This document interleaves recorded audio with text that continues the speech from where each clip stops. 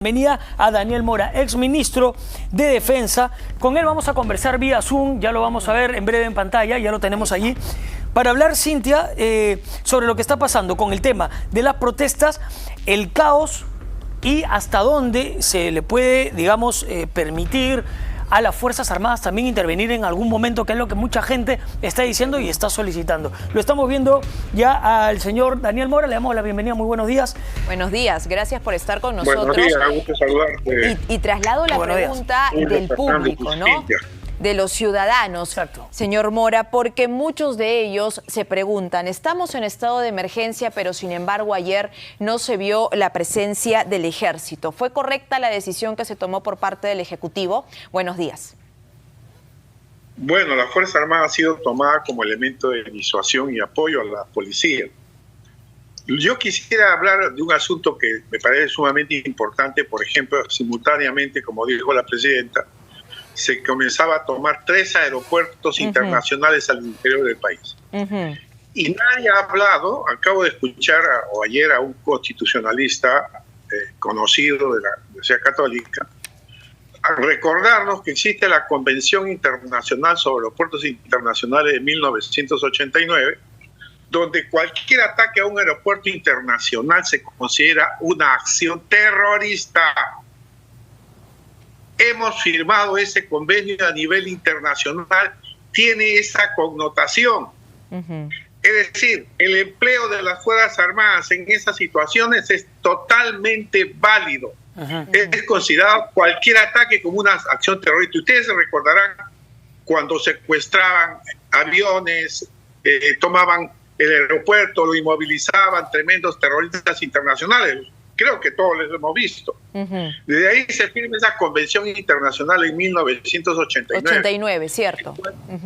Cualquier ataque a los aeropuertos internacionales es considerada una acción terrorista. No podemos decir que son terroristas los que están atacando, pero sí son acciones terroristas. Y hay otras acciones y hay otros procedimientos también que lo señalan los códigos como procedimientos terroristas. Por ejemplo, cuando alguien obliga a un ciudadano a cerrar su bodega, su centro comercial, o lo obliga a salir a una marcha, es un procedimiento terrorista. Acá se ha dado el estado de emergencia y sin embargo todo el mundo se ha reído del estado de emergencia. Por ejemplo, decía, inmovilización social de las 8 de la noche hasta las 4 de la mañana. Hasta las 10 de la noche estaba la gente dando vueltas por todos sitios. Entonces, mientras no se demuestre la autoridad y el cumplimiento de las leyes, esto no se va a solucionar.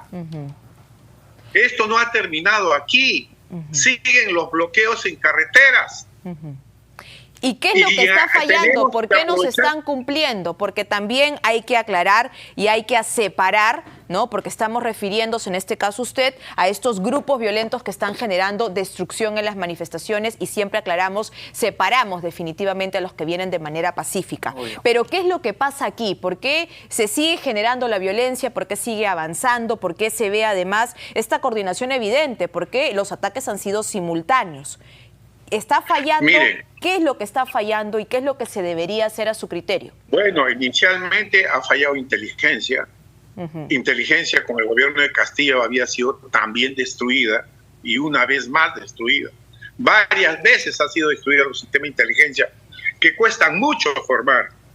Hay una ignorancia total de lo que es un sistema de inteligencia y menos aún no se comprende qué es inteligencia estratégica, qué es inteligencia operativa o inteligencia táctica.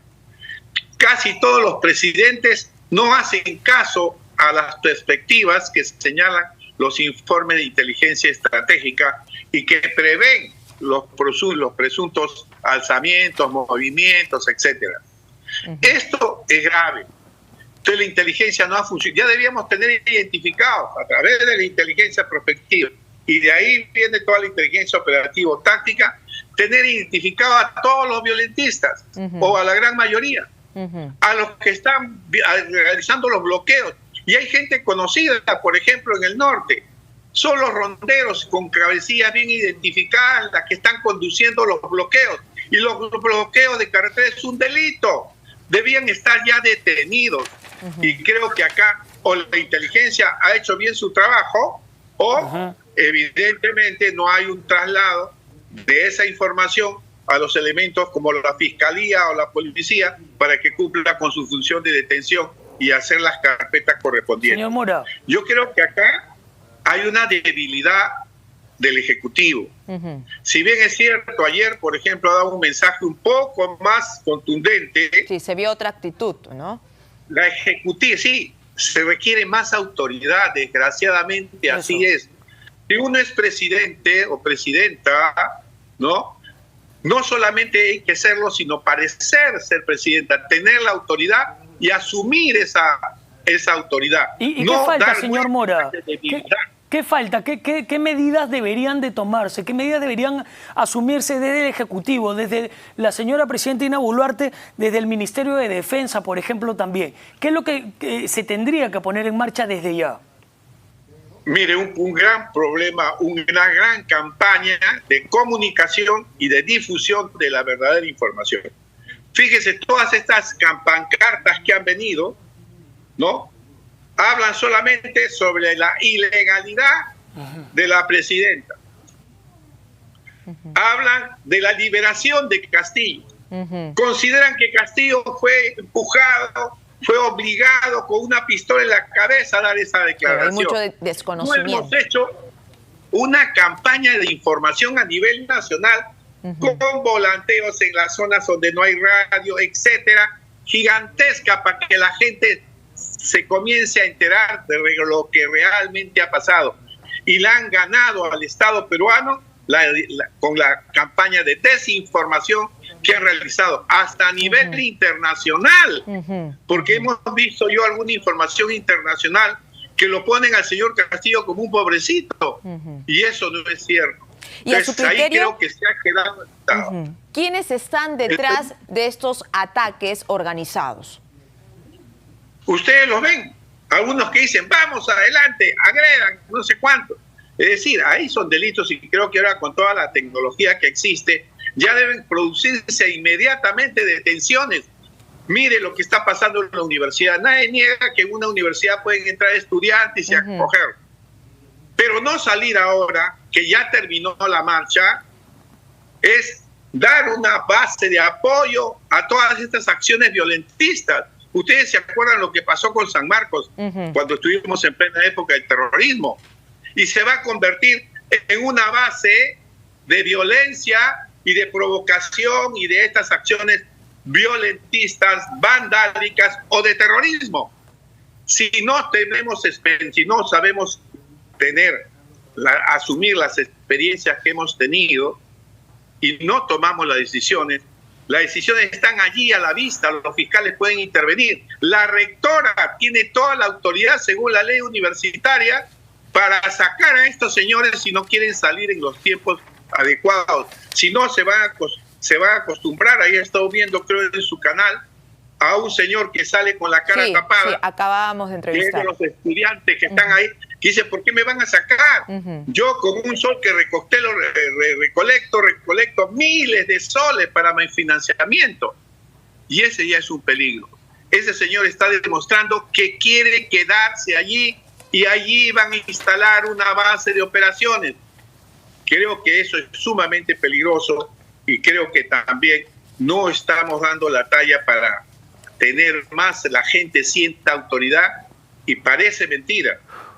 Nosotros teníamos cierto temor, la autoridad no puede tener temor para tomar decisiones, no puede tener miedo de decir, mire qué me va a pasar, menos la señora Dina Boluarte. ¿Por qué?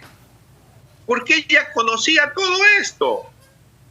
Ella conocía lo que se estaba gestando desde el nombramiento de prefectos, subprefectos, y estaban gente del Movadef, gente ligada a Sendero. Y si conocía todo, ¿por qué no sabe reaccionar? Porque no vemos hasta el momento una respuesta efectiva por parte del Ejecutivo.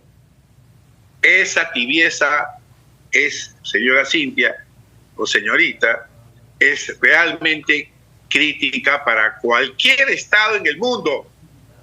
Un presidente no puede mostrar debilidad, debe sentirse presidente, no tener temor.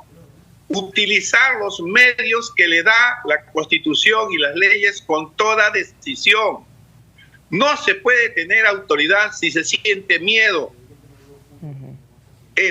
Dina es presidenta y debe sentirse y actuar como presidente, sin miedo, porque eso afecta en principio toda la toma de decisiones y afecta también a la población, afecta a la policía, afecta a las Fuerzas Armadas, afecta a todo.